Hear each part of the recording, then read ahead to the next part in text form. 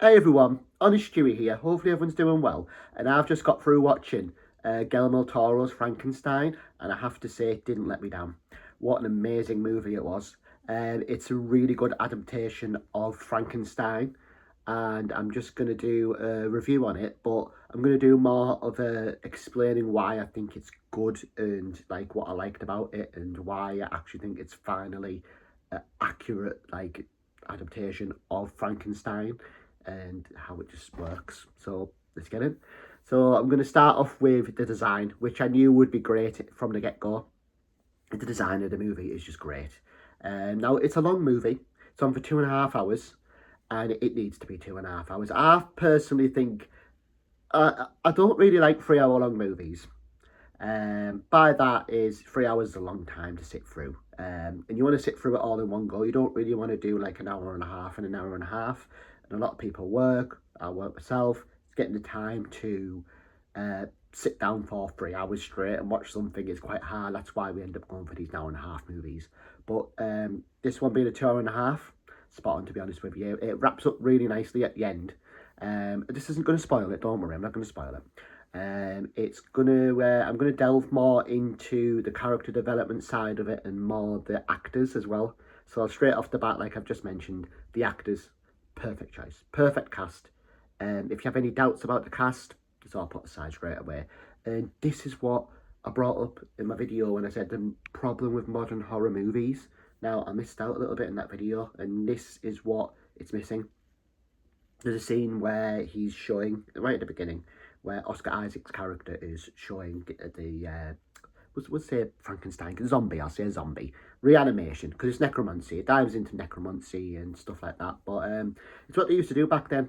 It was actually a legit thing. They were trying to bring people back to life. They were legit trying to, doctors could go out and pick corpses from battles, and they could actually take them back and dissect them and sort of piece them together to sort of try and reanimate people. They were allowed to do that. They actually were encouraged to do that. They wanted to, back in that day, you had to preserve the organs in like jars. I mean, you've probably seen, it's like vinegar, but not vinegar. It's like this stuff. They wanted to preserve the organs in case someone wanted one to replace it with. Obviously, it was very different back then. This delves into all of that. There's a very grim board where you can see all the nerve systems. It's literally legit nerves in like a body shape. And me and the wife were just like, oh, it's quite like grim. You see him playing with tendons with the fingers, a bit like, Terminator when he pulls the wires. See stuff like that. It's a very grim movie, but it's also a very heartwarming movie. Like I say, the scenes that I was on about in my last video when I covered what's wrong with modern horror, what's wrong with it is there's no passion in the scripts, the scenes. Guillermo del Toro, this movie, pulls that back, makes you realise just how much stuff's missing. The movie, I mentioned him, right? The problem with him, the cast is there, the acting's there, but there's no passion in the area they're in, the atmosphere. There's nothing there, so it falls. Even if you like it, it can't help but feel flat and boring. The acting carries it, but it can make it flat and boring. Whereas this, you've got the atmosphere. I'm on about the beginning where he animates the thing, because you've got all the atmosphere of all the people cheering, and some of them aren't cheering, some of them are stubborn, and you've got the fantastic actor being the judge, so to speak, and they're doing insults that are of that time to him. And you've got him putting on sort of a show, and it works really well. It's like Carnival Row. It's a show where it's got fairies and fae in it, but it's dead different. It's like fairies and fae outcast, and it just adds so much more depth, these scenes in these areas, like eras, especially the Victorian era. I love that type of stuff anyway, but this is that's the stuff movies are missing, what this movie's got. Even the flat times aren't flat. There's always something happening. That's what's good, and it's building a story that you care about. You already instantly care, oddly, about Oscar Isaac's character. You care about Victor Frankenstein, but then you don't at the same time because of the messed up stuff he does, and how much of it's more of his ego that's the problem. But you get why he's got that ego, because of his father, And it shows his father at the beginning, and obviously I can't not say this video without mentioning, I've gone blank on her name, one moment. Mia Goth. God, how can I forget her name? Mia Goth. Amazing. Absolutely amazing. Obviously the guy who plays Frankenstein. I do apologise, I forgot his name, but he's legit tall as well. He's massive. Tim out of Saltburn. So good. Like I say, getting into to Frankenstein here. The story's amazing. Like from the beginning, it starts off like a sort of monster movie, but then you still feel for him. Like I felt for him when he got shot straight away. Before I even knew this, I'm going in blind in this movie, by the way. I know it's Frankenstein. I've seen a bit of the trailer, but not much. I know it's one of 3 this year, or next year as well. We're getting one. I know we're getting one more in December. Or is it January now? I can't remember. But there's one with Jake Gyllenhaal in, and we've got another one that's another old-fashioned one. But Jake Gyllenhaal is set where we've got cars. It's in the when is this was set in the 1930s? This one, I think it's like 1960s. It's the Bride, which is great. Also, I'll get into something at the end of this video that I'm hyped for, and I hope Guillermo del Toro does. I won't mention it just yet because I don't want to spoil anything of this movie. But to be honest, there's nothing you can spoil because the story itself, we know.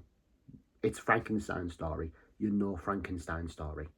You know from piecing him together to him actually having feelings, to you actually caring about him, feeling bad for him. Everybody, he looks like a monster, but really he's just a human trying to get by, and he's got a burden on him that he has to carry for the rest of his life. And speaking of life, he doesn't die. That's a fact. We all know that. And this is done right. He's not just some monster that all of a sudden has an anger flip because someone says something to him and he flips and he kills them. He actually has a lot of depth, and it takes a lot for him to snap. And you can see why. It's sort of like, I won't spoil it, but I will say one thing. Let's just say to do the thing out the book where it's an amazing scene in it, actually. I'll mention this scene because it's really good. It's not a spoiler. So we know he makes Frankenstein. Otherwise, the movie would be a lie if it didn't come to life. So anyway, we got the lightning bit, and it's beautiful. Again, Guillermo del Toro does a fantastic design of the costumes and the set and the atmosphere. His movies are just unreal. Even the long ones, like this is long, they don't feel long. Even the ones that feel long for the right reason. Like I watched, what was it? The Carnival one with Bradley Cooper in.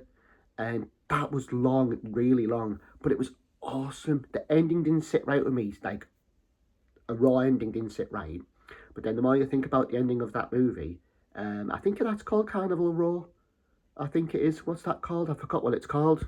Summit Carnival. It's got Willem Dafoe in it anyway. But it's really good. That sort of ends how it begins as well. Not spoiling that movie, but if you haven't seen it, I'd check that one out. If you really like Frankenstein, or if you're into the circusy stuff, check that one out because Guillermo del Toro just nails it.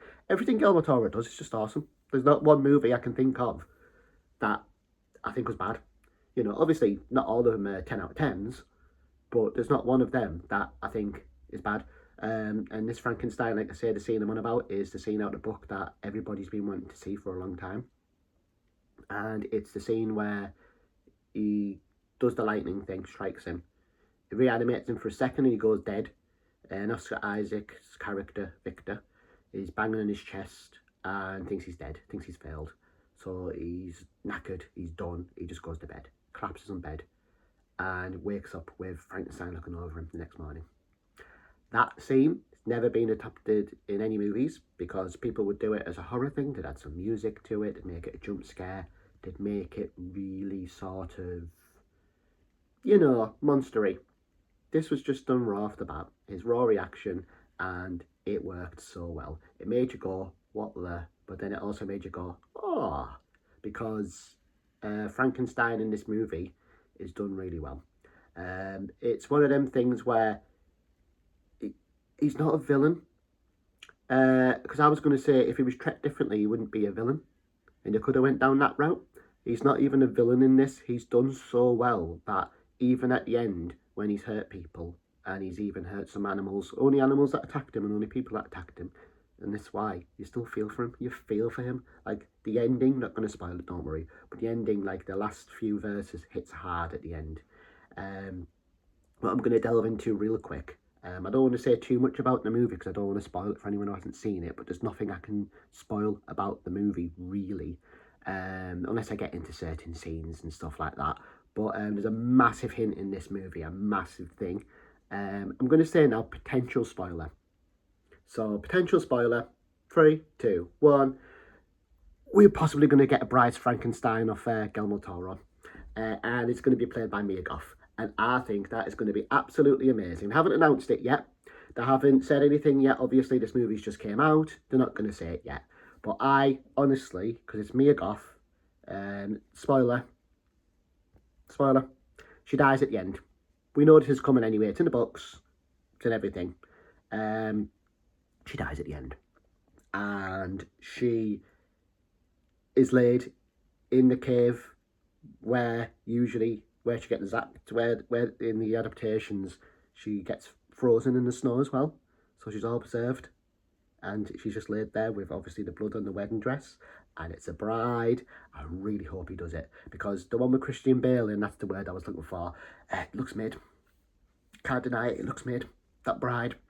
Like, don't get me wrong, I think it'll be great. I think it's just Guillermo Toro's come out, and with the look, you can't, it's hard to compare because Guillermo Toro's costume design, all practical effects as well, is amazing. Whereas I've seen the trailer for the bride and it looks like she just slobbered some black goo, and I'm just like, and she's a bit pale, and I just look at her and I'm like, you don't look like somebody who's been brought back to life, so to speak. You look like someone who's infected, like sort of got some form of disease.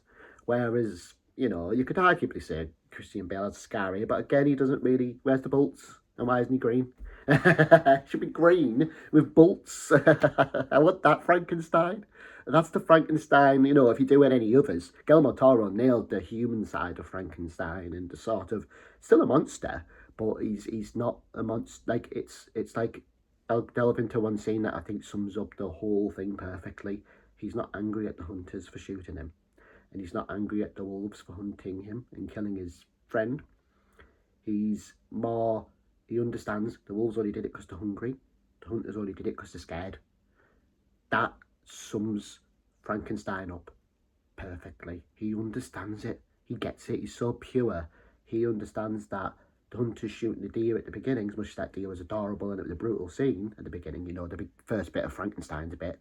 Also a 2-part story. I love it. Love it. Absolutely was like, yes, we're getting Frankenstein's side. Oh, amazing, honestly. Costume design as well. But yeah, when he shoots the deer, it's like, he understands the hunters only hunting the deer because they're hungry. They're going to use all that deer. It's unfortunate that they get shot. But it was clean too, in all fairness. It was clean, it was dead instantly. Didn't suffer.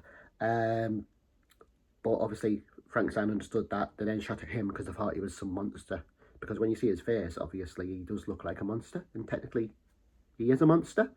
But he's not a monster. He is like a humanized, like it sort of humanizes monsters. That's why I like Guillermo Toro's work. He makes you feel for the monsters.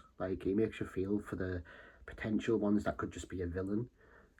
Man, imagine if he did an actual villain, build up to a villain. You'd feel for the villain as well as the heroes, like a Marvel thing. If he did Thanos, imagine if he did Thanos. Imagine the design. There'd be no CGI. But yeah, anyway, I'll just have to make a video on this. It's one of the best Frankenstein movies I've seen. I really wanted a Frankenstein movie. Oddly enough, I mentioned this at the beginning, ever since the Van Helsing Frankenstein we seen with the electric sort of brain, him, because you felt for him. That was done right. He wasn't a monster. Now, there's loads of different adaptations of him where Frankenstein can be a flat-out monster. And Victor Frankenstein, this is one thing we're delving for in this video. Victor Frankenstein in this is a dick. Right? You don't feel for him at all. He has it coming. But near the end, I actually turned and said to the missus, well, even midway through the movie, Victor Frankenstein does not deserve forgiveness for what he's done. It's necromancy, it's inhuman. The way he chained him up, it was his fault. He's kind of, gone bad anyway. I said to Shell at the end, the missus, I wouldn't have been mad if he forgave him at the end. And he actually forgives him at the end, and it doesn't make me mad at all. Frankenstein forgives him, and it's a really heart-touching scene, and it makes you realise that even the people who've messed you up the most and have absolutely destroyed your lives, sometimes all you need to do is just forgive them. Like, you know what I mean? It's as simple as that, to find peace, to find some peace in the chaos. Because that's what Frankenstein doesn't like. He doesn't get and doesn't like the chaos. He gets the hunting, he gets, you got to survive, he gets all that. He just doesn't understand the chaos, the war, the causing pain on purpose, which is why I think this movie is absolutely amazing, and why it sort of links up a lot of us, because a lot of us feel that way too. It's nice to sort of see some naive, you could just call it naive, but it's not, it's pure. And that's why I like this movie a lot, because it sort of has the feels, and like I say again, I know I've said this, but wow, the effect when he has his hair, like, because he starts off bald, and obviously Oscar Isaac's character shaving him because he still wants to study him. Once he starts off bald, once he gets his hair, whoo, okay, Frankenstein's some good looking guy. He's pretty good looking once he gets that hair on the go. I'm not gonna lie, the looks change. Put it this way, you look at him and you go, he doesn't look that bad actually. Apart from, obviously, you see bits of skin on him, but you're like, you know what, he looks quite a good looking guy. So it's done right, and he's ripped. And it's done so good. Oh, it's unreal, honestly. So yeah, check it out if you haven't seen it. It's a long one, but worth it. So if you like this video, I will see you in the next one. I thought I'd stop recording them, but it didn't. I'll see you in the next video. I'll probably do another review. May do Running Man review. We'll see. Right? I will see you in the next one. Ciao for now. Bye-bye. Also, subscribe if you haven't subscribed.